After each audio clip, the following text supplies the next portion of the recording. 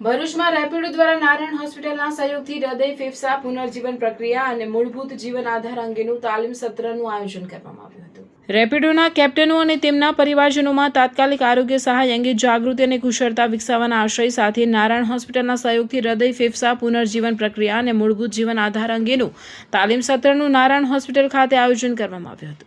તાલીમ સત્ર તાત્કાલિક અને આઘાત વિભાગના મેડિકલ અધિકારીઓ દ્વારા લેવામાં આવ્યું હતું, જેમાં તેમણે તાત્કાલિક પરિસ્થિતિઓમાં કેવી રીતે અસરકારક રીતે પ્રતિસાદ આપવો તે અંગે માર્ગદર્શન આપ્યું હતું।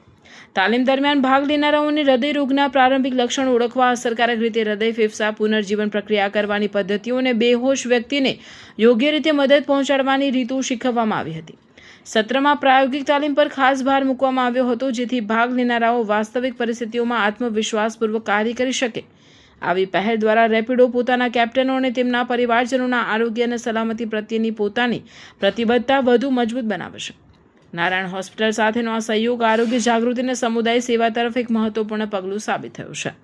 સાથે સાથે રેપિડો અને નારાયણ હોસ્પિટલ દ્વારા ફ્રી હેલ્થ ચેકઅપ કેમ્પનું પણ આયોજન કરવામાં આવ્યું હતું।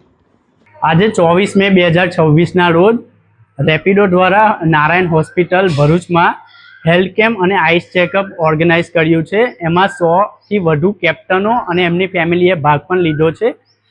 કેમ્પમાં હેલ્થ કેમ્પમાં આઈસ ચેકઅપ છે, જેને ચશ્માની જરૂર હશે એને ચશ્મા પણ પ્રોવાઈડ કરીશું। બીપી ચેકઅપ છે, સુગર ચેકઅપ છે, બોડી ચેકઅપ છે। આ કેમ્પ ઘણો સારો ગયો। હજુ આગળ પણ અમે આ રીતના એક કેમ્પ ઓર્ગેનાઇઝ કરીશું કેપ્ટનો અને એમની ફેમિલી માટે। તો બધાનો ખૂબ ખૂબ આભાર।